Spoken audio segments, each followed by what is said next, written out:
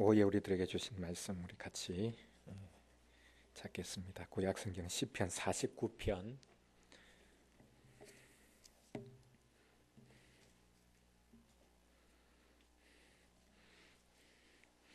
6절, 7절, 8절 우리 세 절 말씀 우리 같이 찾아서 읽도록 하겠습니다.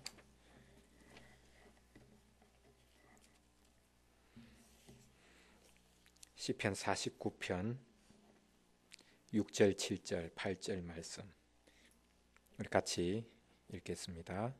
자기의 재물을 의지하고 부유함을 자랑하는 자는 아무도 자기의 형제를 구원하지 못하며 그를 위한 속전을 하나님께 바치지도 못할 것은 그들의 생명을 속량하는 값이 너무 엄청나서 영원히 마련하지 못할 것임이니라. 아멘.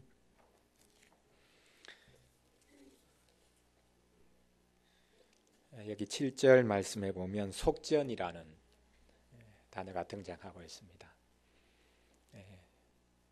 속하는 돈, 값을 지불하고 무엇을 살 수 있는 돈을 말합니다. 우리가 구속이라고 말을 할 때도 값을 주고 사는 것을 말합니다. 우리가 죄에 팔렸기 때문에, 죄의 종이기 때문에 하나님께서 그리스도를 보내주셔서 우리를 값주고 사셨다. 그 값은 그리스도의 희생을 지불하고 우리를 사주신 것을 말합니다. 그것이 실은 구약시대 때부터 내려오고 있는, 하나님의 백성들에게 내려오고 있는 이 속전이라는 개념에서 나온 것입니다. 돈을 주고 무언가를 삽니다. 다른 사람의 소를 예를 들어서 실수해서 죽였다. 그러면 이제 돈을 주고 그것을 값을 지불을 해야 합니다. 또한 당시에도 노예가 분명히 있었기 때문에 노예를 주고 살 때에 돈으로 주고 삽니다. 그래서 속전이라는 개념이 구약시대 때부터 있었습니다. 그런데 오늘 본문에 보면 아무리 돈이 많은 사람이라 할지라도 결코 그 돈을 주고 살 수 없는 것이 있다라고 노래하고 있습니다. 고라자손의 시라고 되어 있는데요. 49편에서 아무리 이 세상에 부유한 사람이라 할지라도 그 자신의 재산이나 자신의 재물을 다 팔아서 그것으로 사려고 한들 결코 살 수 없는 것이 있다라고 말씀합니다. 그것이 무엇입니까? 무엇은 결코 살 수 없다고 말합니까? 7절 보면 아무도 자기의 형제를 구원하지 못하며 그를 위한 속전을 하나님께 바치지 못할 것이다. 여기 형제를 구원하지 못한다라는 말이 8절에서는 그들의 생명을 속량하는 값이 너무 엄청나서 영원히 마련하지 못할 것이다 라고 말하고 있습니다. 쉽게 말하면 생명이라고 표현되어 있는데 정반대로 말하면 죽음입니다. 정반대되는 개념 같지만 실은 사람의 죽음을 돌려놓을 수 있는 것이 없다. 그 죽음을 생명으로 살 수 있는 것이 없다. 재물로도, 인생의 어떤 부요함으로도 사람의 죽음을 생명으로 돌려놓을 수 있는 것이 없다라고 말씀하고 있습니다. 15절 말씀해 보면 어떻게 이 죽음을 생명으로 돌려놓을 수 있는가, 그 죽음을 대신 살 수 있는가라는 것을 이 고라자손의 시에서는 이렇게 고백을 하죠. 15절 말씀. 그러나 하나님은 나를 영접하시리니 이러므로 내 영혼을 수월의 근세에서 건져내시리로다. 오직 하나님이 나를 죽음으로부터 건져주실 수 있습니다. 이 세상의 그 어떤 재물로도 우리의 죽음을 속량할 수 있는 것이 없고, 또한 재물로도 우리의 생명, 우리의 죽음을 대신 회복시킬 수 있는 것이 없지만 오직 하나님만이 우리를 수월의 근세에서 건져주실 수 있습니다 라고 노래하고 있는 것을 볼 수 있습니다. 오늘 우리 하이델베르그 요리문답 제6주일 통해서 과연 우리를 구원해 주실 수 있는 분, 우리의 중보자가 되실 수 있는 분이 어떤 분인가 라는 것을 같이 공부하는 시간 가지도록 하겠습니다. 제16문 보겠습니다. 중보자는 왜 참인간이고 의로운 분이셔야 합니까?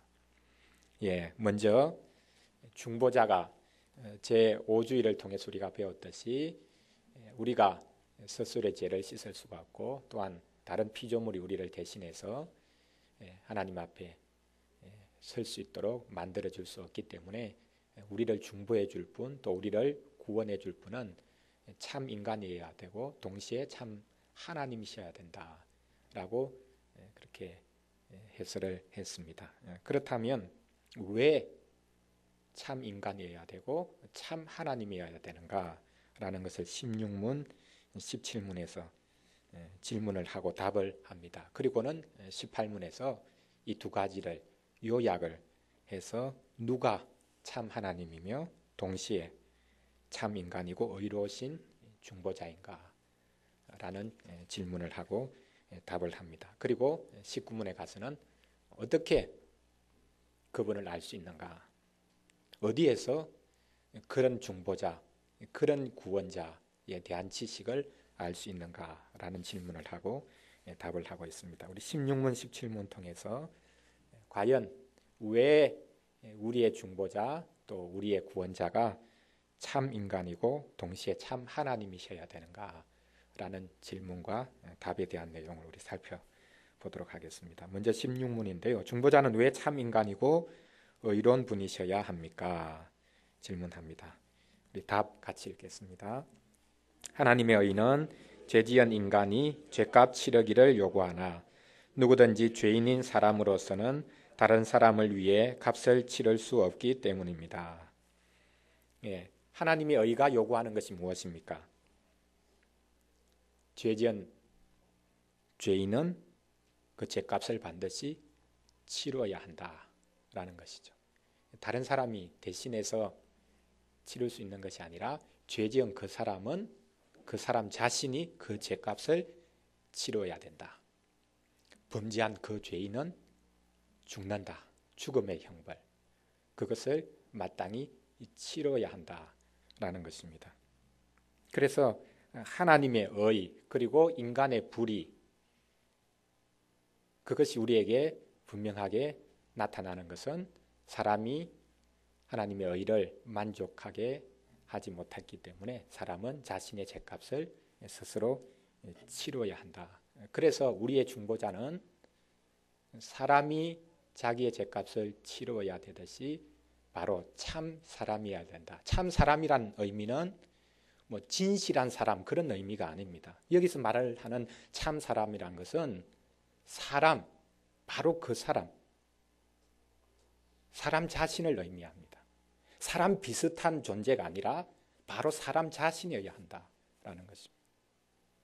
그러니까 반은 짐승이고 반은 사람인 그런 존재가 아니고 또 반은 신이고 반은 사람인 그런 존재가 아니라 온전하게 그냥 사람 자신, 사람과 똑같은 존재, 사람 그 자신이어야 된다. 여기서 참 사람은 그냥 우리가 경건한 의미로 해석을 해서 경건한 사람, 또한 의로운 사람, 참된 인간, 인간 중에서도 참된 인간 그런 의미가 아니라 바로 사람 자신이어야 된다.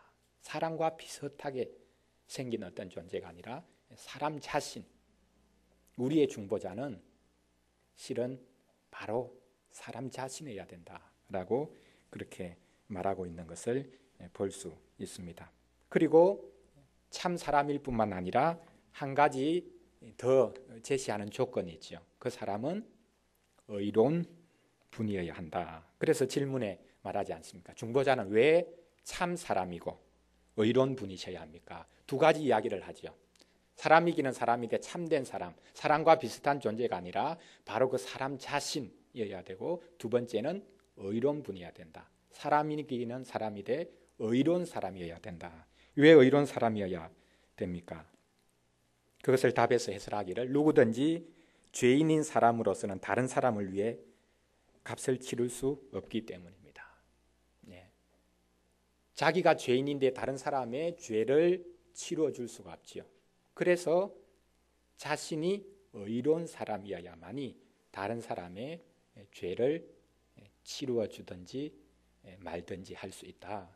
그래서 두 가지를 이야기합니다. 사람이기는 사람이되 참 사람, 그리고 의로운 사람, 이 두 가지 요소가 반드시 필요한 것을 말하고 있습니다. 자, 그러면 우리가 성경 말씀을 통해서 이 내용을 좀 한번 확인을 해보도록 하겠습니다. 특별히 신약 성경에서 우리의 구속자로 오신 예수 그리스도, 그분이 구약의 모든 제사 제도라든지 구약의 모든 중보자의 역할을 감당했던 사람들, 그 역할을 온전히 다 예수 그리스도께서 성취하셨다라는 것을 구구절절히 해설하고 있는 성경 말씀이 있는데요. 신약 성경 중에 어떤 성경입니까? 구약의 모든 인물들과 대조하고 또 구약의 제사 제도들과 대조하고 그렇게 해서 예수 그리스도께서 그 모든 것의 성취자가 되신다 라는 사실을 지속적으로 처음부터 끝까지 이야기하고 있는 성경 어디입니까? 예, 히브리서 맞죠? 예, 히브리서 처음부터 끝까지 예수님이 모든 것의 성취자가 되신다. 모든 제사제도, 모든 구약의 직분자들의 그 역할을 참되게 성취하는 분이 되신다라는 것이 구구절절히 기록되어 있습니다. 자, 참 사람이어야 된다. 실제 사람이어야 된다. 사람처럼 보이는 어떤 존재가 아니라 사람 그 자신이어야 된다라는 사실, 우리가 히브리서 2장 14절 통해서 한번 찾아보겠습니다.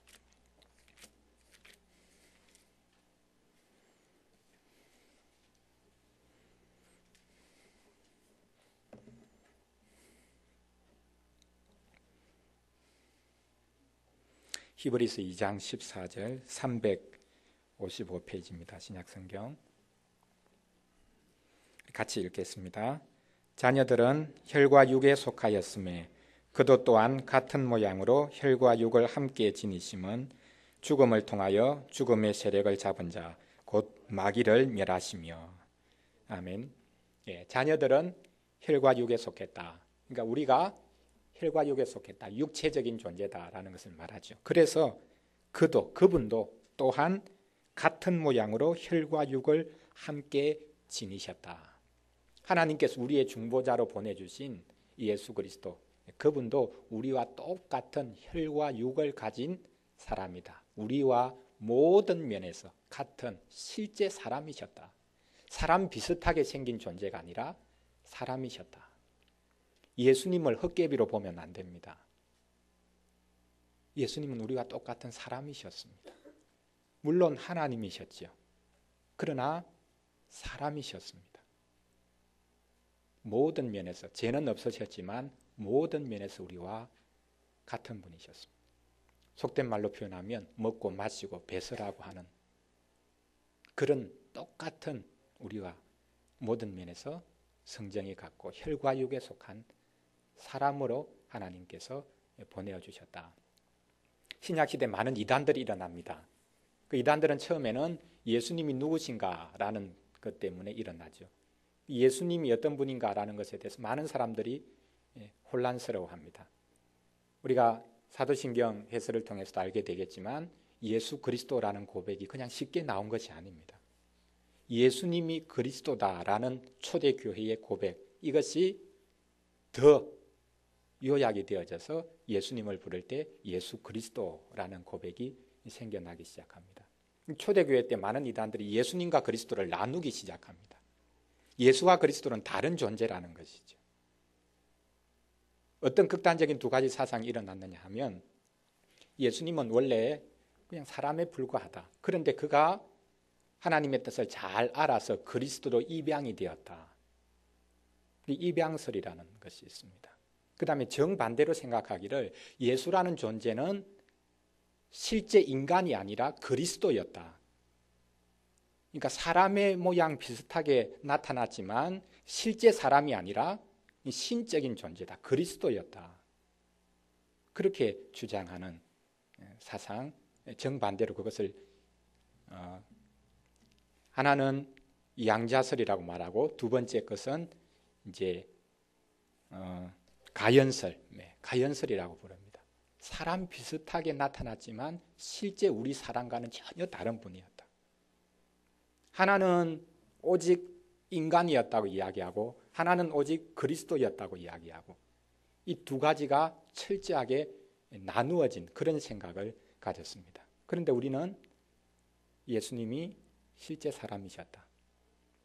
그리고 그분은 또한 그리스도로 이 땅에 처음부터 오신 분이다. 그래서 우리는 예수님이 그리스도다라고 고백을 합니다. 예, 중보자는 참 사람이어야 된다. 그러나 그분은 죄가 없는 의로운 분이어야 된다. 그것을 히브리서 7장 26절에서 말씀하고 있는데 한번 찾아보겠습니다. 7장 26절 우리 같이 읽겠습니다. 이러한 대제사장은 우리에게 합당하니 거룩하고 악이 없고 더러움이 없고 죄인에게서 떠나 계시고 하늘보다 높이 되시니라. 예, 구약 시대에 제사장들이 있었습니다. 모든 제사장들을 대표해서 대제사장이 있었는데 대제사장이 하나님의 백성들의 죄를 대신해서 속해주는 제사 제도를 계속 드립니다. 그런데 이 제사장들이 백성들의 죄를 속하기 위해서 제사 드리기 전에 먼저 드려야 되는 제사가 있었습니다. 어떤 제사였겠습니까? 자기 자신을 위한 제사죠. 자기 자신도 죄인이기 때문에 자신의 죄를 속하는 제사를 먼저 하나님 앞에 드리고 그 다음 하나님의 백성들을 위해서 제사 드려줘야 했습니다. 자기 자신도 죄인입니다. 제사장이지만. 그런데 여기서 말씀하시기를 우리에게 있는 대제사장은 이스라엘 백성에게 세우신 레위와 또한 아론의 그런 후손이 아닌 죄가 없고 거룩하고 악이 없고 더러움이 없고 죄인에게서 떠나 계시고 하늘보다 높이 계신 분이다. 참 사람이지만 의로운 분이다 라는 사실을 말씀하고 있습니다. 자, 사람이기는 사람인데 죄가 없는 의로운 분, 어떻게 그런 분이 있을 수 있습니까? 그런 분으로 이 땅에 오시기 위한 방편이 뭐겠습니까? 무엇이지요? 우리가 교회 절기를 통해서 늘 축하하지 않습니까? 성탄절. 성탄절이 어떤 날입니까? 하나님께서 자기 독생자를 인간에 보내시되 죄 없는 인간으로 보내시기 위해서 선택한 방법이 성탄절에 동정녀 탄생으로 오신 방식이죠. 참 인간이시되 의로운 분으로 이 땅에 하나님께서 구원자를 보내주시기 위해서 선택한 방식이 동정녀 탄생입니다. 이것은 우리 논리로는 이해가 안 되죠. 어떻게 동정녀 탄생이 될 수 있는가? 믿을 수가 없다. 논리로는 믿을 수가 없지요.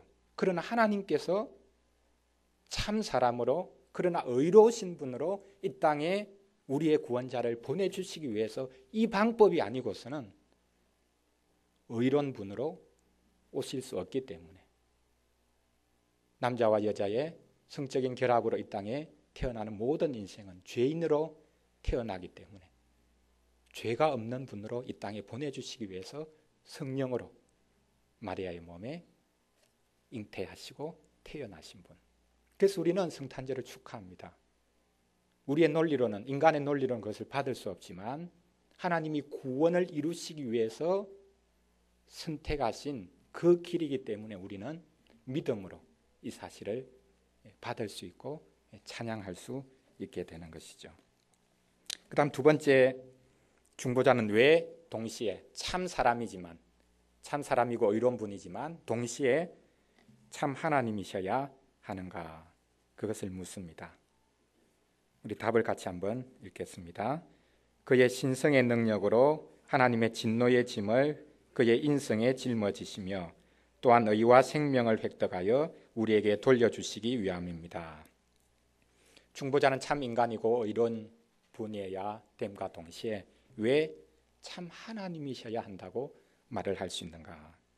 여기도 두 가지 이야기를 합니다. 첫 번째로는 하나님의 진노의 짐을 그의 인성에 짊어지기 위해서는 단지 인간이 아닌 그냥 또한 의로운 분이 아닌 참 하나님의 능력을 가지신 분, 아니 하나님 자신이셔야 하는 것이 요구된다는 것입니다.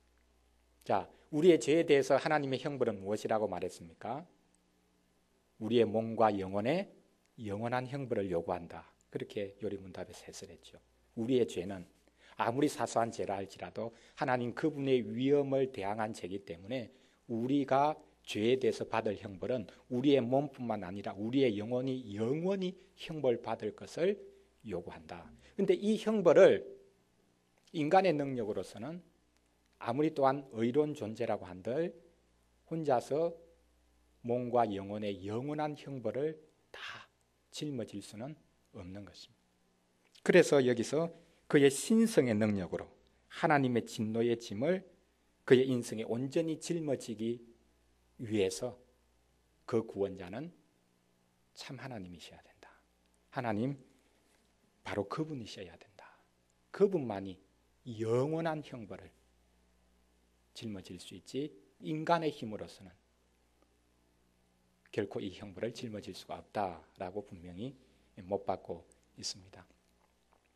사람은 아무리 마음이 원이지만 자신의 죄를 짊어질 수도 없을 뿐만 아니라 인류에게 지워진 이 무거운 짐을 짊어질 수가 없습니다. 어떤 분들은 이렇게 표현을 합니다. 어떤 사람 보고 바닷가에 가가지고 바닷물을 다 들어서 내어보라. 그렇게 이야기를 한다면 그것을 할 수 있겠는가? 없지요. 사람의 노력으로 바닷물을 다 비워낼 수가 없습니다. 영원히 노력한다고 한들 비워낼 수가 있겠습니까?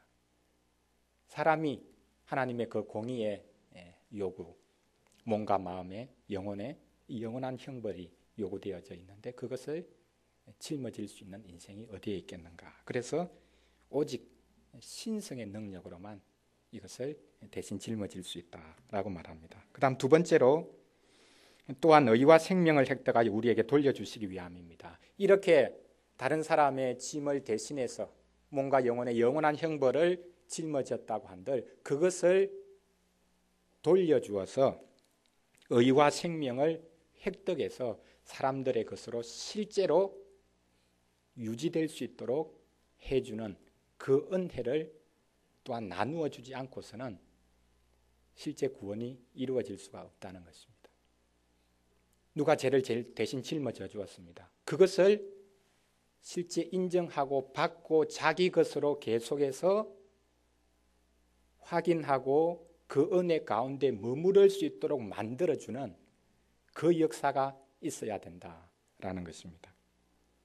그래서 의와 생명을 획득해서 그것을 실제 우리들의 것이 되도록 지속적으로 역사하시고 도와주시는 그런 능력이 아니고서는 이 구원이 우리의 것으로 지속적으로 유지될 수 없기 때문에 이것 때문에 이것은 오직 하나님의 능력으로만 가능한 것이다. 참 하나님께서만 하실 수 있는 것이다 라는 것을 여기서 해설하고 있습니다.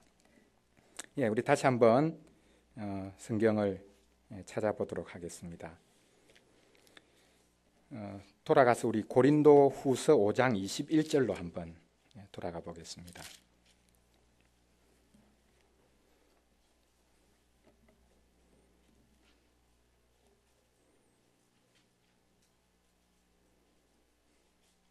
고린도 후서 5장 21절.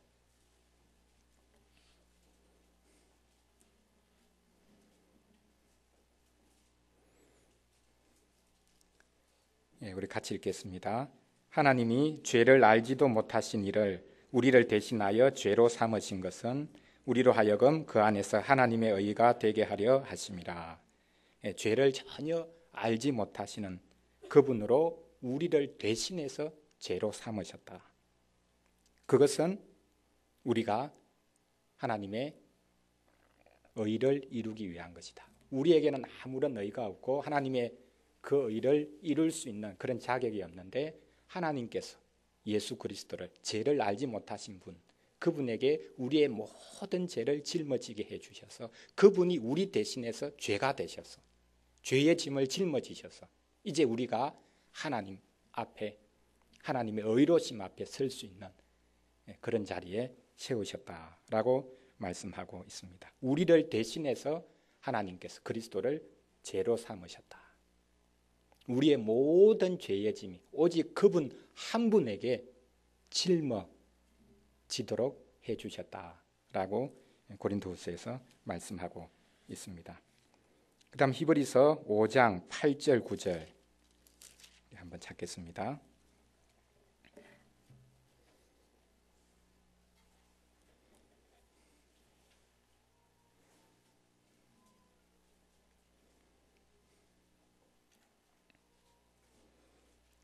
히브리서 5장 8절 9절 우리 두 절 말씀 우리 같이 읽겠습니다.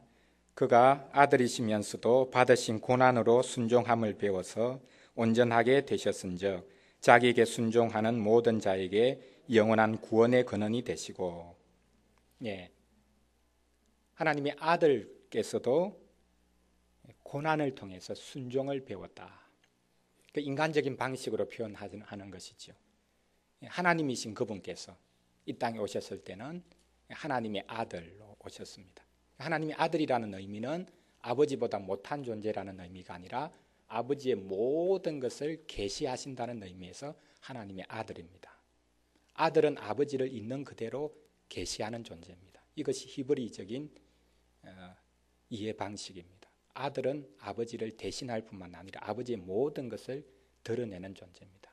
그런데 그 아들은 이 땅에서 고난을 통해서 순종의 자리에 이르셨다. 그래서 온전케 되어서 자기에게 순종하는 모든 자에게 영원한 구원의 근원이 되셨다 라고 말씀하고 있습니다. 자신이 친히 하나님의 뜻에 온전히 순종하셨고, 그래서 그 순종을 자기 백성에게 나누어 주셔서 그 백성들도 하나님의 뜻 앞에 순종하는 자들로 세워서 영원한 구원의 근원이 되신 것, 그것을 여기서 노래하고 있습니다. 왜 중보자가 참 하나님이셔야 하는가? 우리 인류의 영원한 형벌을 짊어지셔야 됐기 때문에, 또한 그 형벌을 짊어지셔서 우리에게 참된 생명과 의를 나누어 주시고 우리로 하여금 하나님 앞에 순종할 수 있는 자들로, 이제는 계속적으로 그 구원을 누릴 수 있는 자들로 우리를 세워 주시기 위해서 그분은 단지 인간적인 능력이 아니라 참 하나님이셔야 했다라는 것입니다. 자, 예수 그리스도께서, 예수님이 이렇게 하나님의 의를 온전히 이루셨다.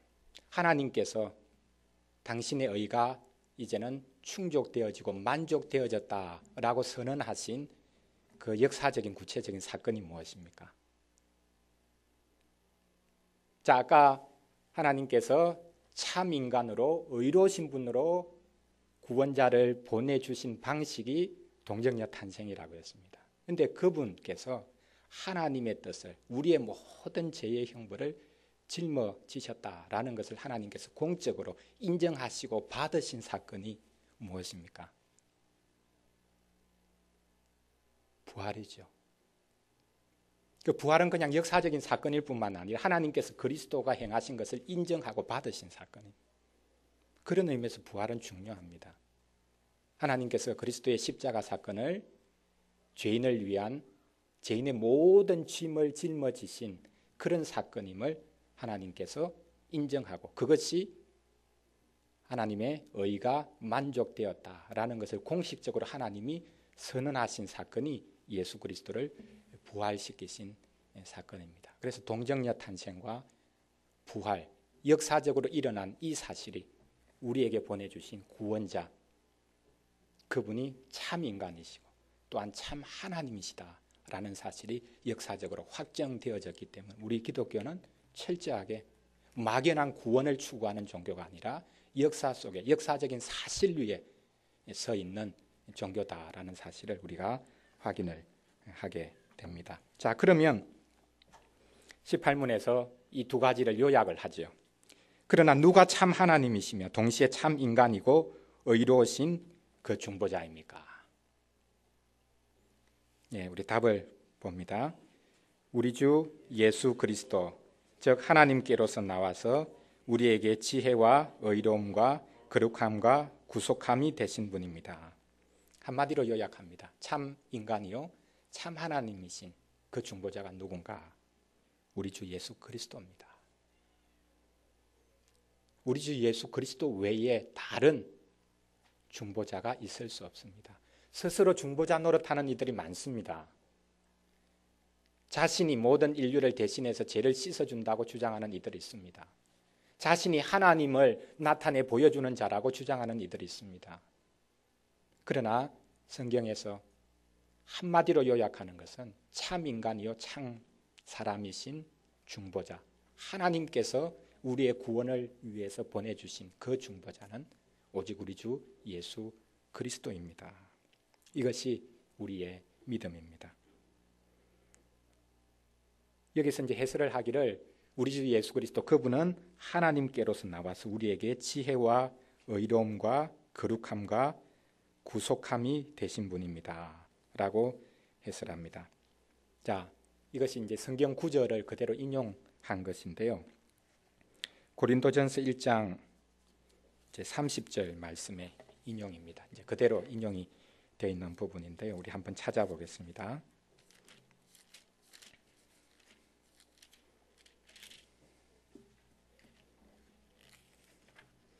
고린도전서 1장 30절 말씀입니다.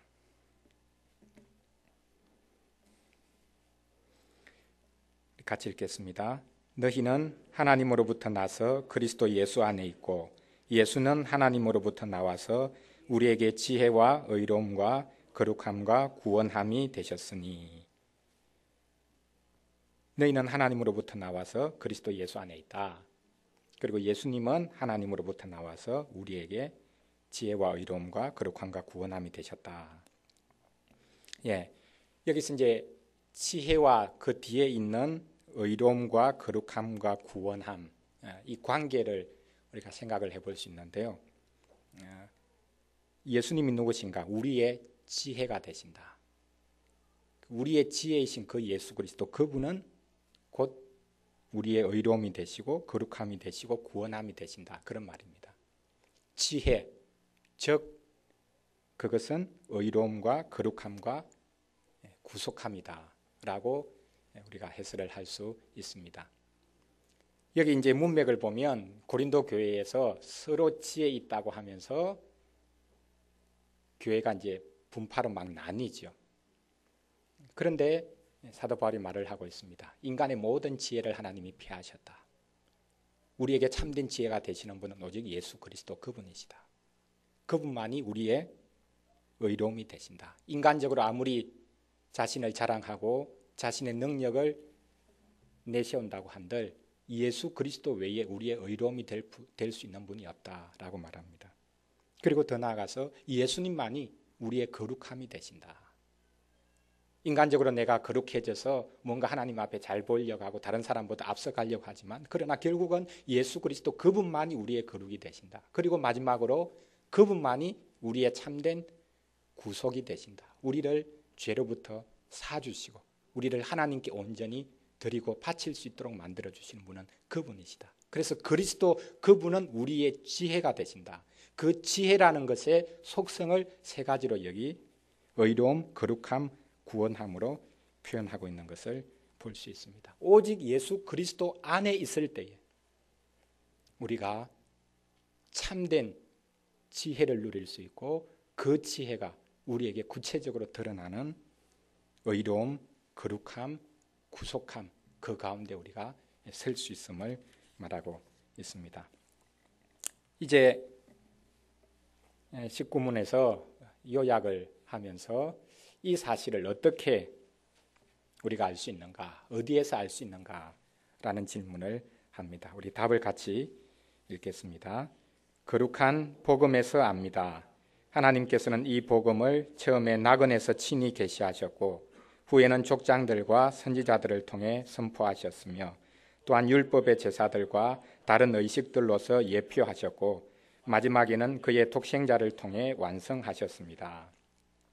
하나님께서 타락 이후에 중보자를 보내주겠다. 그리고 구원자를 보내주겠다. 바로 이 약속하셨습니다. 그 약속이 어디에 있습니까? 어디에 있죠? 여기 하나님께서는 이 복음을 처음에 나건에서 친히 계시하셨다. 타락 이후에 적시로 하나님께서 복음을 선포하셨습니다.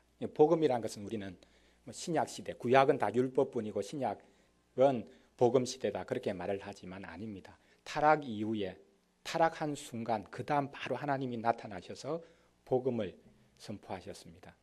율법이란 것은 나중에 이스라엘 백성에게 주신 것이지만 그 율법의 내용도 결국은 복음적인 것입니다. 하나님의 백성이 그 율법대로 살 때에 얼마나 참된 생명을 누릴 수 있는가라는 방식으로 주어진 것이 율법이기 때문에 실은 율법도 복음의 맥락에서 이해를 해야 합니다. 하나님의 백성이 누리는 구원의 관점에서 해석을 해야 하는 것이죠. 또 물론 하나님의 구원을 간절히 기대하는 방식으로 또 그 율법을 해석해야 될 측면도 있습니다. 어쨌든 타락 이후에 하나님께서 적시 주신 것은 율법이 아니라 복음입니다. 살아날 수 있는 길을 주셨습니다. 구원자를 보내주겠다고 바로 선언하셨습니다. 그 선언이 창세기 3장 15절 말씀에 나와 있죠. 그 말씀의 내용이 뭡니까?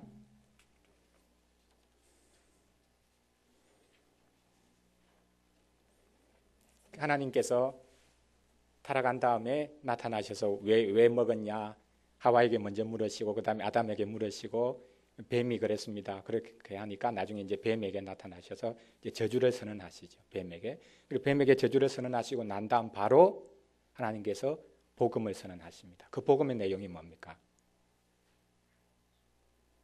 뱀과 여자 사이에 적대감을 두겠다라는 것이고 그 다음에 하나님께서 구체적으로 구원의 내용을 약속해 주시죠. 여자의 씨가 뱀의 머리를 짓밟게 하겠다. 여자의 씨를 내가 보내줄 것인데 그 여자의 씨가 뱀의 머리를 짓밟을 것이다. 이것이 소위 말해서 원시복음입니다. 요한복음 3장 16절 하나님이 세상을 이처럼 사랑하사 독생자를 주셨으니 이것은 창세기 3장 15절 그 내용의 최종적인 선언으로 주신 말씀이죠. 첫 번째 복음 그것이 창세기 3장 15절 내용. 하나님께서 여자의 씨를 보내주겠다. 그 여자의 씨가 뱀의 머리를 짓밟을 것이다. 여자의 씨라고 하기 때문에 인간이죠.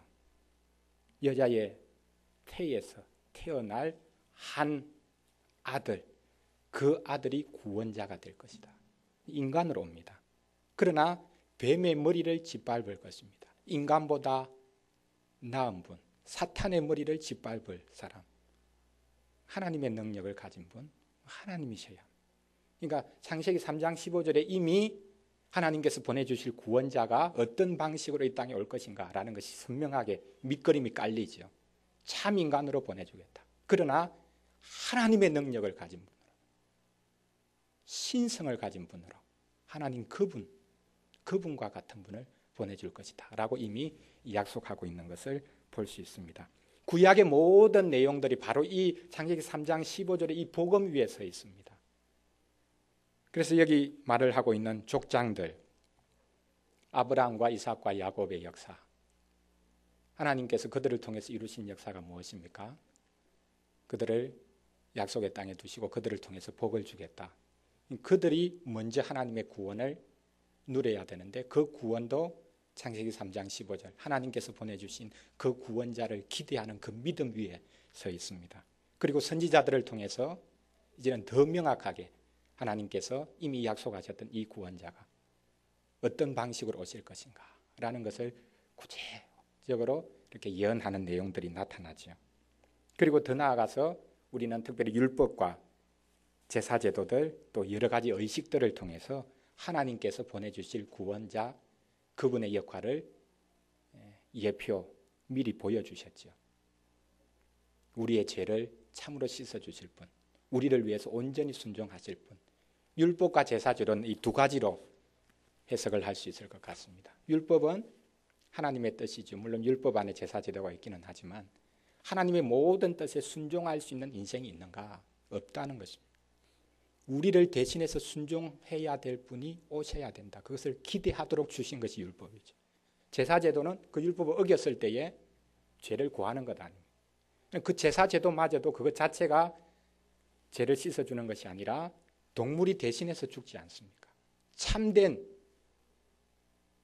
희생제물이 되셔야 될 분, 아니 대제사장보다 더 나은 분, 그분이 오셔야 된다라는 것을 또한 제사제도가 이야기를 하고 있습니다. 그래서 이 율법과 제사제도를 통해서 또한 하나님이 창세기 3장 15절에 약속하신 그 구원자, 그분을 더 기대하도록 그렇게 하나님께서 허락하셨음을 볼 수 있습니다. 이 모든 것의 성취로서 하나님께서 이 땅에 보내주신 분이 누구입니까? 예수 그리스도입니다. 그래서 아까 우리가 히브리서 이야기를 했지만 히브리서 1장 1절이 너무 아름다운 구절로 시작하죠. 히브리서 1장 1절 어떻게 시작합니까? 기억하시는 분 있습니까? 한번 찾아서 보시겠습니까? 히브리서 1장 1절.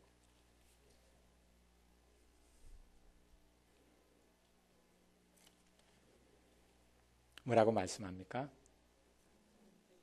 옛적에 선지자들을 통하여 여러 부분과 여러 모양으로 우리 조상들에게 말씀하신 하나님이 이 모든 날 마지막에는 아들을 통하여 우리에게 말씀하셨으니, 여러 부분과 여러 모양으로 하나님께서 구원자를 보내주겠다 하는 것을 말씀하시고 그 구원자의 역할을 이런 방식으로 저런 방식으로 표현을 하시고 그것을 미리 맛보게 하시다가 이 모든 날 마지막에 그 모든 것을 종합해서 그 모든 것의 성취로서 하나님께서 보내주신 분이 예수 그리스도다. 그래서 우리는 쉽게 그렇게 말하죠. 구약은 예수 그리스도를 오실 분을 가리키고 있고 또한 신약은 오신 예수 그리스도 그분을 가리키고 있다. 그래서 모든 성경은 예수 그리스도 그분을 가리키는 말씀이다. 성경은 그분의 책이다. 그렇게 이야기를 합니다. 복음은 한마디로 표현하면 예수 그리스도이십니다. 예수 그리스도 그분이 복음입니다. 그분이 하신 일이 복음이지만 그분 자신이 곧 복음입니다. 타락한 순간에 약속하셨던 그 구원자에 대한 약속, 그것을 이런 방식 저런 방식으로 하나님의 백성들에게 미리 맛보도록 사모하도록 보여주시다가 이 모든 날 마지막에 예수 그리스도를 보내주셨다. 그래서 예수님께서 말씀하시죠. 구약의 모든 선지자들보다 세례요한이 뛰어나지만 그러나 신약시대 성도들은 세례요한보다 훨씬 나은 자들이다. 구원의 그 최종적인 영광을 맛보고 예수 그리스도를 누리고 있는 자들이기 때문에 신약시대 성도들의 영광이 얼마나 큰가라는 것을 분명하게 말씀하고 있습니다. 우리는 거룩한 복음을 통해서 이 복음은 어디에 명확하게 드러났습니까? 성경에 드러나 있습니다. 그래서 복음과 또 성경의 관계를 우리는 무시해서는 안 되죠. 하나님께서 지금도 말씀하신다. 꿈이나 계시로 새로운 계시들을 보여주신다. 천만의 말씀입니다. 거룩한 복음, 하나님께서 우리에게 주신 복음은 오직 성경에 이미 분명하게 확정적으로 기록되어 있습니다. 그래서 이 말씀을 떠나서 성경을 떠나서 우리가 하나님의 새로운 계시가 계속될 수 없고 또한 하나님의 구원이 우리에게 드러날 수 있는 길이 없습니다. 그래서 하나님께서 교회를 세우시고 목사를 세우셔서 그 복음을 바르게 해명하는 일을 지속적으로 해 가십니다. 그래서 우리가 모여서 같이 예배드리고 하나님의 말씀을 받고 하는 것입니다. 이것 없이는 우리에게 복음이 제대로 전달될 수 없고 또한 우리가 하나님의 그 구원의 은혜를 우리가 누릴 수 없기 때문에 하나님께서 이 귀한 제도를 허락해 주셨습니다. 우리 오늘 말씀 생각하면서 우리가 이미 믿음으로 받고 고백하고 있는 내용이지만 참 이 사실이 얼마나 귀한가, 또 우리가 이것을 참 믿게 되었다는 것, 지금은 자연스럽게 생각되지만 예수님이 참 인간이시고 참 하나님이시다라는 고백, 이 세상에 어느 누가 할 수 있겠습니까? 아까 설명을 드렸듯이 예수님에 대해서 얼마나 많은 생각들을 합니까? 쉽게 말하면 하나님을 믿는, 유일신 하나님을 믿는 유대교, 또 모슬렘, 또 우리 기독교 같이 하나님을 믿습니다. 그럼에도 불구하고 예수 그리스도 그분을 어떤 분으로 아느냐에 따라서 생각이 완전히 나뉘고 구원이 갈라질 수밖에 없는 것을 볼 수 있죠. 예수 그리스도 그분이 참 하나님이시다. 동시에 참 사람이시다. 이 두 가지 관계가 또 어떤 방식으로 그리스도 안에서 한 인격 속에서 두 본성이 어떻게 그렇게 조화롭게 자리 잡고 있는가, 또 이런 논리적인 생각들 때문에 수많은 이단들이 또 일어나기도 했습니다. 우리가 분명하게 고백하는 것은 예수님 그분만이 참 구원자이십니다. 그리고 우리의 구원을 실제적으로 이루기 위해서 하나님께서 참 사람으로 또한 참 하나님으로 이 땅에 보내주신 분, 그분이 바로 그리스도입니다. 이 믿음을 우리가 고백하고 있습니다. 이 믿음 외에는 구원받을 수 있는 길이 없습니다. 왜냐하면 이 방식이 아니고서는 하나님의 구원이 이루어질 수가 없기 때문에, 우리가 죄인이 실제적으로 구원받을 수 있는 길이 없기 때문입니다. 그래서 우리가 교회력을 통해서 성탄절을 그렇게 축하하고, 또한 부활을 실제 일어난 사건을 우리가 축하하고, 우리가 기쁨으로 그 절기를 보내는 것, 이것이 하나님께서 이루신 구원의 방식이기 때문에 우리는 감사함으로 받고 축하를 하는 것입니다.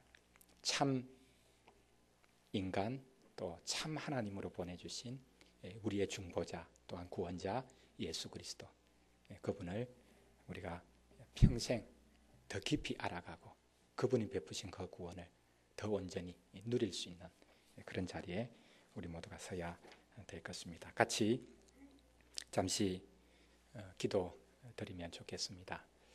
하나님, 우리에게 이 경건한 지식 허락해 주시니 감사합니다. 우리 같이 한번 기도하면 좋겠습니다. 우리의 구원이 오직 우리 주 예수 그리스도로 말미암아 나옴을 우리가 더 분명하게 깨닫고 고백할 수 있도록 하나님 도와주시옵소서. 또한 이 신령한 지식으로 인하여 우리의 삶이 더 풍성함을 누릴 수 있는 은혜의 자리로 인도하여 주시옵소서. 같이 잠시 우리 기도드리고 마치겠습니다.